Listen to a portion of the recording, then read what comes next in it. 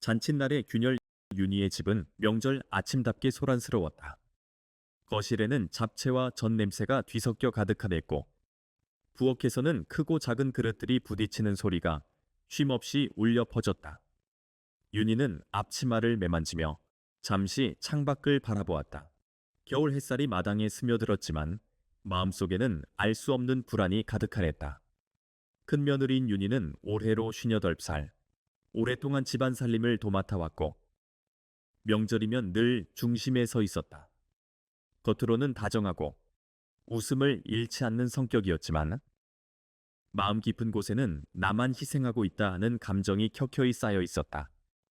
그 누구에게도 쉽게 털어놓지 못했지만 오늘 같은 날이면 더 뚜렷하게 드러났다. 식탁에 전을 올려놓던 둘째 며느리 수진이 웃으며 말을 건넸다. 형님, 제가 이거 좀 더 부칠게요. 그런데 어머님은 언제쯤 내려오실까요? 윤희는 순간 멈칫했다. 시어머니는 예전부터 며느리들 앞에서 작은 차이를 크게 부풀려 이야기하는 버릇이 있었다. 명절이면 더욱 날카로운 말들이 오가곤 했다. 윤희는 억지로 미소를 지으며 대답했다. 곧 오시겠지?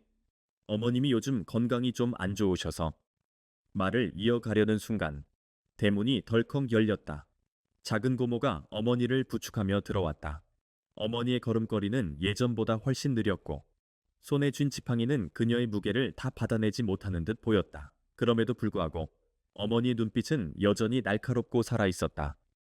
윤희야. 어머니는 큰며느리를 불렀다. 목소리는 낮았지만 방 안의 모든 소리를 뚫고 울렸다. 이 집안 명절은 네가 없으면 안 굴러간다지만 너무 내 멋대로 하는 건 아니냐. 윤희의 손끝이 떨렸다. 늘 그래왔듯 어머니의 말은 칭찬처럼 들리다가도 결국엔 비난으로 마무리되었다. 다른 가족들은 눈치를 보며 웃음으로 얼버무렸지만 윤희의 가슴 속에서는 오래된 상처가 다시 덧나기 시작했다. 식사 준비가 한창일 때 작은 고모가 어색하게 웃으며 말했다. 에이, 명절날 다들 힘든 거지. 그냥 웃고 넘어가자. 그러나 윤희는 더는 웃을 수 없었다. 그녀는 방금 전 들은 말 속에서 너는 이 집안의 하녀일 뿐이라는 메시지를 읽어냈다. 그 순간 지난 세월 동안 참고 견뎌왔던 억눌린 감정들이 파도처럼 밀려왔다. 윤희는 부엌에 놓인 칼을 무심코 바라보다가 황급히 시선을 거두었다. 물론 그런 생각까지 할 리는 없었다. 하지만 그만큼 마음이 벼랑 끝에 서 있음을 스스로 느낄 수 있었다. 그녀는 속으로 되뇌었다. 나는 언제까지 이렇게 살아야 하지? 내 인생은 어디 있는 거지? 그날 저녁 식탁에는 온갖 음식이 가득 차려졌다. 가족들은 서로 안부를 묻고 잔을 부딪히며 웃었지만 윤희의 얼굴은 굳어 있었다. 시어머니는 큰아들이 아닌 큰며느리에게만 계속해서 말을 걸었다. 네가 나이도 있고 이제 손주들도 크는데 더 단단히 집안을 챙겨야지. 아직도 네가 제일 부족하다. 윤희의 눈가가 붉어졌다. 가족들 앞에서, 특히 손주들 앞에서 그런 말을 듣는 것은 참을 수 없는 모욕이었다. 그녀는 수십 번이나 대답을 삼켰다. 그러나 마음속 깊은 곳에서는 무언가가 부서지는 소리가 났다. 식사가 끝난 뒤 사람들은 거실에서 차를 마셨다. 어린 손주들은 방에서 웃으며 놀고 있었지만 윤희는 그 웃음소리조차 멀게만 느껴졌다. 작은 고모가 조심스레 다가와 속삭였다. 형님, 너무 마음에 담아두지 마세요. 어머님도 나이 드셔서 예민하신 거예요. 윤희는 고개를 끄덕였지만 내면의 고통은 사라지지 않았다. 그녀는 차를 홀짝이며 속으로 다짐했다. 언젠가 나도 내 목소리를 낼 날이 올 거야. 그땐 이 집안 모두가 내가 누구인지 알게 되겠지. 창밖에는 눈발이 흩날리기 시작했다. 평범한 명절 저녁 같았지만 윤희의 마음속에서는 이미 균열이 깊이 번지고 있었다. 그리고 그 균열은 곧 폭발로 이어질 것이었다. 숨겨진 그림자. 명절 다음날 아침, 윤희는 누구보다 먼저 일어났다. 아직 해가 뜨지 않은 새벽, 주방 불빛만이 희미하게 켜져 있었다.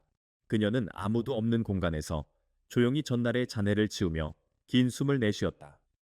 설거지통에는 기름때가 묻은 접시와 술잔이 어지럽게 쌓여 있었고 바닥에는 떡국 국물이 얼룩처럼 남아 있었다. 윤희는 걸레질을 하면서도 마음 한편으로는 자신을 되새기고 있었다. 나는 왜 이 집안에서 늘 당연한 존재일까? 나 없이는 안 된다고 하면서 정작 나라는 사람의 삶은 존중받지 못하는 건가?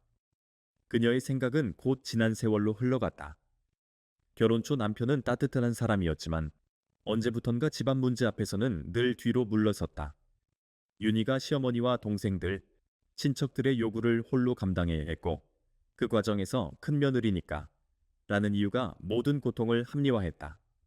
잠시 뒤 방문이 열리며 둘째 며느리 수진이 부스스한 얼굴로 주방에 들어왔다. 형님, 또 이렇게 일찍 일어나셨어요. 좀 쉬시지. 윤희는 억지 웃음을 지었다. 괜찮아. 몸이 습관처럼 먼저 움직여. 수지는 잠시 머뭇거리다 말을 꺼냈다. 형님, 어제 어머님이 말씀하신 거. 저도 들었어요. 너무 심하셨어요. 저라면 그렇게까지 못 버텼을 것 같아요. 윤희는 그 말의 순간 눈물이 고일 뻔했지만 애써 고개를 저었다. 이제는 익숙해. 나만 참으면 집안이 조용하니까. 그러나 그 대답은 스스로를 속이는 말이었다. 수지는 그런 윤희의 마음을 읽었는지 깊은 한숨을 내쉬었다. 형님, 이제는 형님도 목소리를 내셔야 해요. 그래야 어머님도 다른 분들도 달라지실 거예요. 대화는 그 정도에서 끊겼지만 윤희의 마음속에서는 작은 불씨가 다시 일어나고 있었다. 나도 목소리를 낼 수 있다는 생각은 어쩌면 지금까지 살아온 방식 전체를 흔들 만한 위험한 발상이었다. 그날 오후 친척들이 하나둘 집으로 돌아가고 남은 건 직계 가족뿐이었다. 윤희는 시어머니의 방에 다과를 가져다 드리려 문을 열었다. 그런데 우연히 들려온 목소리가 그녀의 발걸음을 붙잡았다. 시어머니는 작은 고모와 나직하게 이야기를 나누고 있었다. 윤희가 착하긴 하지. 하지만 너무 오래 착한 척을 했어. 저런 사람은 결국 어디선가 터지기 마련이지. 그러면 집안이 시끄러워질 거야. 윤희는 얼어붙은 듯 서 있었다. 그 말은 단순한 푸념이 아니었다. 시어머니는 자신이 며느리를 신뢰하지 않는다는 걸, 더 나아가 언젠가 불안을 폭발시킬 존재로 보고 있다는 걸 드러내고 있었다. 트레이를 들고 서 있던 윤희의 손끝이 떨렸다. 다과가 쏟아질 뻔했지만 간신히 눌러 잡았다. 그녀는 아무 일도 없다는 듯 방에 들어가 음식을 내려놓았다. 시어머니는 마치 조금 전에 말을 듣지 못했기를 바라는 듯 태연한 얼굴로 말했다. 고생 많다, 윤희야. 윤희는 잠시 시선을 피했다. 가슴 깊은 곳에서 끓어오르는 분노와 서러움이 목구멍까지 차올랐지만 입 밖으로는 아무 말도 하지 않았다. 대신 그녀는 속으로 맹세했다. 이제는 더 이상 가만히 지나친 있지 않겠어요. 밤이 깊어가자 집안은 고요해졌다. 윤희는 홀로 거실 소파에 앉아 있었다. TV에서는 명절 특집 드라마가 흘러나왔지만 화면은 눈에 들어오지 않았다. 그녀의 시선은 오래된 가족 사진에 머물렀다. 사진 속의 자신은 언제나 뒤쪽, 남편과 아이들 뒤에 조용히 서 있었다. 웃고 있었지만 그 웃음 뒤에는 지워지지 않는 그림자가 드리워져 있었다. 그 순간 방문이 열리고 작은 고모가 다가왔다. 조심스러운 목소리였다. 윤희야, 내 마음 안다. 사실은 나도 어머니한테 그런 말 많이 들었어. 그래도 네가 있어야 이 집이 돌아가는 건 사실이잖니. 윤희는 허탈한 웃음을 지었다. 그게 문제예요. 내가 있어야 돌아가는 집이라면서. 나는 늘 소모품 취급이잖아요. 작은 고모는 말없이 고개를 끄덕였다. 방 안은 한동안 무거운 침묵에 휩싸였다. 윤희는 처음으로 누군가에게 속내를 드러냈지만 그것조차 위로가 되지는 않았다. 오히려 더 깊은 고독을 확인하는 순간이었다. 그날 밤 윤희는 좀처럼 잠들 수 없었다. 시어머니의 말이 귓기에서 떠나지 않았다. 저런 사람은 결국 터진다. 그 말은 저주처럼 윤희의 마음을 짓눌렀다. 그러나 동시에 그 예언을 스스로 실현하고 싶다는 유혹이 점점 커지고 있었다. 그녀는 창문 너머로 비치는 달빛을 보며 속으로 속삭였다. 그래요, 어머님. 언젠가는 터질 겁니다. 하지만 그건 제 뜻대로, 제 방식대로 될 거예요. 금가는 웃음. 다음 날 아침, 집안에는 다시 분주한 기운이 돌았다. 이번에는 남은 가족들이 모여 제사를 준비하는 날이었다. 제사상에 올릴 음식들을 차리고 손주들은 설레는 마음으로 세배 연습을 했다. 겉보기에는 평화로운 명절 풍경이었지만 윤희의 마음속에서는 어머니의 말이 여전히 불덩이처럼 타오르고 있었다. 거실에는 사람들이 모여 앉아 있었고 텔레비전에서는 신년 인사가 흘러나왔다. 윤희는 차를 내오며 억지 미소를 지었다. 하지만 작은 변화들이 가족들 눈에도 보였다. 그녀의 목소리는 평소보다 조금 더 낮아졌고 웃음은 억지로 짜낸 듯 어색했다. 둘째 며느리 수진이 다시 다가와 속삭였다. 형님 괜찮으세요? 어제보다 더 힘들어 보이세요. 윤희는 대답하지 않고 잔을 내려놓았다. 그 순간 시어머니가 큰 소리로 말했다. 윤희야 차가 왜 이렇게 식었니? 네가 아무리 바빠도 정성은 보여야지. 방 안의 공기가 순간 얼어붙었다. 가족들의 시선이 윤희에게 향했다. 모두가 불편한 웃음을 지었지만 윤희는 아무 말도 하지 않았다. 대신 손끝을 꼭 쥔 채로 다시 차를 들어 주방으로 향했다. 주방에 들어서자마자 그녀는 숨을 거칠게 몰아쉬었다. 왜 나만 갖고 그러실까? 왜 항상 나만 문제 삼으실까? 윤희는 손등으로 눈물을 훔쳤다. 그 순간 작은 며느리 수진이 따라 들어와 그녀의 손을 붙잡았다. 형님, 저도 같이 할게요. 너무 혼자 다 짊어지지 마세요. 윤희는 고개를 숙였다. 고마움과 서러움이 동시에 몰려왔다. 그러나 마음속 깊은 곳에서는 오히려 내가 이렇게까지 해야 하나? 라는 질문이 점점 커지고 있었다. 제사 준비가 끝나고 가족들이 차례를 지낼 때 어머니는 또다시 윤희를 향해 눈길을 던졌다. 큰 며느리는 역시 다르다 했더니 아직도 멀었구나. 우리 집안대를 이어갈 사람은 결국 너밖에 없는데. 겉으로는 기대처럼 들렸지만 그 말 속에는 끝없는 압박이 숨어 있었다. 윤희는 조용히 절을 하며 속으로 다짐했다. 이제 그만. 나도 내 인생을 찾아야 돼. 차례가 끝나자 친척들은 모여서 술잔을 기울였다. 웃음소리와 떠드는 소리가 거실을 가득 메웠다. 그러나 윤희는 멀찍이 떨어져 앉아 있었다. 그녀의 마음속에서는 이미 가족들과의 간극이 점점 넓어지고 있었다.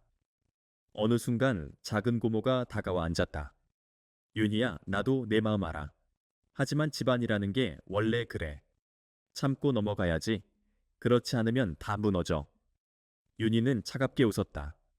작은 고모님, 저는 참는 게 미덕이라고 배워왔어요. 그런데 그게 제 인생을 다 망가뜨리고 있다는 생각은 안 해보셨어요? 작은 고모는 잠시 말이 막혀였다. 그리고 이내 고개를 떨구며 술잔만 만지작거렸다. 방 안은 다시 웃음소리로 가득했지만 윤희와 작은 고모 사이에는 깊은 침묵이 내려앉았다. 그날 저녁 윤희는 혼자 마당에 나와 차가운 공기를 마셨다. 겨울바람은 살을 내는 듯 차가웠지만 오히려 그 차가움이 그녀의 머리를 맑게 했다. 눈발이 다시 흩날리며 하얀 세상을 덮어갔다. 윤희는 속으로 중얼거렸다. 그래, 이제는 끝내야 할 때야. 그녀의 눈빛에는 처음으로 분명한 결심이 담겨 있었다. 폭로의 순간, 명절 마지막 날. 가족들은 모두 모여 점심을 함께했다. 식탁 위에는 다시 한번 정성껏 차린 음식들이 놓였고 어린 손주들은 서로 장난을 치며 웃고 있었다. 겉으로 보기에는 평화로웠지만 윤희의 마음속에서는 이미 태풍이 몰아치고 있었다. 식사가 시작되자마자 시어머니는 또다시 윤희를 향해 말을 꺼냈다. 윤희야, 네가 고생 많다. 하지만 아직도 부족해. 너처럼 오래된 며느리가 이런 작은 것조차 챙기지 못한다면 어찌 집안을 책임질 수 있겠니? 윤희는 젓가락을 내려놓았다. 그 순간 방 안의 공기가 무겁게 가라앉았다. 모두가 무슨 일이 일어날지 눈치채며 숨을 죽였다. 윤희는 천천히 입을 열었다. 어머님, 저는 이 집안에서 30년을 살았습니다. 그동안 제게 주어진 건 책임과 의무뿐이었어요. 칭찬이나 존중은 없었죠. 제가 부족하다 하셨지만 부족한 건 제가 아니라 저를 바라보는 시선 아닐까요? 방 안이 정적에 휩싸였다. 아이들조차 장난을 멈추고 윤희를 바라보았다. 작은 고모가 서둘러 중재하려 했지만 윤희의 목소리는 더 단단해졌다. 저는 이제 제 목소리를 낼 겁니다. 더 이상 참지 않겠습니다. 시어머니 얼굴이 일그러졌다. 그녀는 떨리는 목소리로 말했다.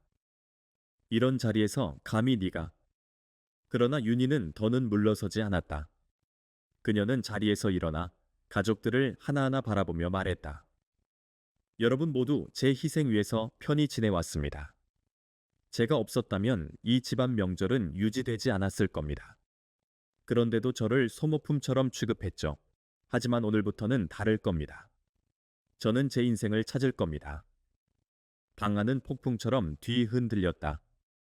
친척들은 웅성거렸고 남편은 고개를 숙인 채 아무 말도 하지 못했다. 둘째 며느리 수진만이 눈물을 글썽이며 속삭였다. 형님, 잘하셨어요. 그러나 시어머니는 마지막으로 독한 말을 내뱉었다. 윤희야, 네가 그렇게 나오면 이 집안은 산산조각 날 거다. 네가 감당할 수 있겠니? 윤희는 차갑게 웃으며 대답했다. 네, 감당할 겁니다. 하지만 그 파편 속에서도 저는 처음으로 제 자신으로 살 겁니다. 그 순간 방 안의 공기는 완전히 바뀌었다. 더 이상 이전처럼 돌아갈 수 없다는 걸 모두가 직감했다. 무너지는 가장자리, 폭풍 같은 대화가 오간 후 집안은 얼어붙은 듯한 침묵 속에 빠졌다. 모두가 무언가 달라졌음을 느꼈다. 윤희는 더 이상 예전처럼 순종적인 큰며느리가 아니었다. 그날 밤 남편은 거실 불도 끄지 않은 채 앉아 있었다. 술잔이 몇 개나 비워져 있었고 얼굴은 붉게 달아올라 있었다. 윤희가 다가와 묵묵히 바라보자 남편은 피곤한 눈으로 아내를 보았다. 윤희야, 오늘은 왜 그랬어? 어머니 앞에서, 친척들 앞에서 그렇게 큰 소리 내면 나까지 곤란해지잖아. 윤희는 차갑게 웃었다. 그래, 늘 그랬지. 내가 참고 내가 희생하면 당신은 편했잖아. 하지만 이제는 달라. 나는 더 이상 당신의 방패가 아니야. 남편은 아무 말도 하지 못했다. 술잔을 내려놓는 소리만이 정막을 깼다. 윤희는 그를 지나쳐 방으로 들어갔다. 방 안에는 아직 따뜻한 이불이 있었지만 그녀의 마음은 얼음처럼 차가웠다. 다음 날 윤희는 평소보다 훨씬 단정하게 차려입고 집을 나섰다. 가족들은 어디 가느냐 묻지 못했다. 그녀는 시장으로 향했다. 발길이 닿은 곳은 오래된 사진관이었다. 먼지가 쌓인 쇼윈대는 빛이 바랜 가족 사진들이 걸려 있었다. 사진관 주인은 윤희를 보자 반갑게 웃으며 말했다. 오랜만이네. 큰댁 며느리 아닌가. 윤희는 잠시 머뭇거리다 사진 한 장을 내밀었다. 그것은 오래전 그녀가 결혼 초기에 찍은 가족 사진이었다. 사진 속의 그녀는 웃고 있었지만 눈빛은 이미 지쳐 있었다. 윤희는 사진을 바라보며 속으로 다짐했다. 나는 이제 다른 사람이 될 거야. 내 삶을, 내 얼굴을 되찾을 거야. 사진관을 나서자 누군가 그녀를 몰래 지켜보고 있었다. 바로 작은 고모였다. 작은 고모는 윤희가 집안에서 점점 벗어나려는 기운을 감지하고 있었다. 그녀는 속으로 중얼거렸다. 결국 이렇게 되는구나. 하지만 이게 끝이 아니야. 그날 저녁 시어머니는 가족들을 불러 모았다. 그녀의 목소리는 여전히 단호했다. 윤희가 요즘 이상하다. 며느리라면 며느리답게 해야지. 감히 재벌이 가니운 집안을 흔드는 짓을 하다니. 내가 허락하지 않을 거다 그러자 둘째 며느리 수진이 용기를 내어 말했다. 어머님 형님이 얼마나 고생하셨는지 저희는 다 봤습니다. 이제 형님도 조금은 행복하셔야 하지 않을까요? 순간 방 안은 다시 긴장으로 가득 찼다. 시어머니의 눈빛이 번뜩였다. 그러나 이번에는 윤희가 물러서지 않았다. 어머님, 저는 이제 어머님의 허락이 없어도 살 겁니다. 제 인생은 제 겁니다. 그 말은 단순한 선언이 아니었다. 그것은 오랫동안 눌려있던 며느리의 영혼이 세상에 내뱉은 첫 비명이었다. 그리고 그 비명은 집안의 균열을 걷잡을 수 없는 방향으로 몰아갔다. 명절 저녁, 억눌린 긴장이 결국 터져 나왔다. 윤희는 숟가락을 내려놓고 떨리는 목소리로 말했다. 어머님, 저는 더 이상 집안의 허드레실로만 살지 않겠습니다. 순간 방 안은 얼어붙었다. 작은 고모가 어색하게 웃으며 중재하려 했다. 에이, 명절이면 다 힘든 거지. 그냥 웃고 넘어가자. 하지만 시어머니는 얼굴이 붉어진 채로 윤희를 노려봤다. 네가 며느리 주제에 감히 이런 자리에 대들다니? 윤희는 차갑게 말을 이었다. 참고 살았습니다. 하지만 제 인생은 제가 지켜야 합니다. 옆에 있던 둘째 며느리 수진이 조용히 고개를 끄덕였다. 형님 말씀이 맞아요. 이제는 달라져야 해요. 순식간에 분위기는 달아올랐다. 시어머니의 손이 떨리고 작은 고모조차 말을 잇지 못했다. 며칠 후 윤희는 낡은 편지를 식구들 앞에 내밀었다. 편지에는 충격적인 글이 적혀 있었다. 큰 며느리로 받아들였지만 끝내 우리 집안의 피가 아니라는 생각을 버릴 수 없다. 모두의 시선이 시어머니에게 쏠렸다. 그녀의 눈이 크게 흔들렸다. 윤희는 담담히 말했다. 저를 딸로 생각하신 적 없으셨군요. 그래도 저는 가족이라고 믿고 싶었습니다. 작은 고모가 한숨을 내쉬며 중얼거렸다. 형수님, 이제는 인정하세요. 윤희 없었으면 이 집은 오래전에 무너졌을 겁니다. 시어머니는 결국 의자에 주저앉아 흐느꼈다. 내가 잘못했다. 네가 이렇게 강한 줄 몰랐다. 너를 억눌러야 집안이 유지될 거라 믿었어. 시간이 흘러 명절이 끝나고 봄이 찾아왔다. 윤희는 오래 꿈꾸던 작은 찻집을 열 준비를 했다. 간판에는 마중물이라는 두 글자가 새겨졌다. 오픈날, 둘째 며느리 수진이 와서 함께 도왔다. 형님, 저도 곁에 있을게요. 늘 저를 지켜주셨잖아요. 윤희는 고맙다는 듯 손을 꼭 잡았다. 오후 늦게 뜻밖의 손님이 찾아왔다. 지팡이에 의지한 시어머니였다. 잠시 머뭇거리던 그녀는 가게 안으로 들어와 앉았다. 윤희야, 내가 틀렸다. 너를 짓누르면 집안이 지켜질 줄 알았다. 그런데 네 목소리가 오히려 우리를 살렸다. 윤희의 눈가가 젖었지만 차분히 대답했다. 이제는 서로 상처 주지 말고 사람 대 사람으로 마주해요. 그래야 우리가 삽니다. 시어머니는 떨리는 손으로 윤희의 손을 잡았다. 그리고 고개를 끄덕이며 눈을 감았다. 가게 문 앞 간판이 햇살에 반짝였다. 마중물, 작은 물줄기가 큰 강을 이끄는 것처럼 한 사람의 용기가 온 가족의 운명을 바꾸고 있었다.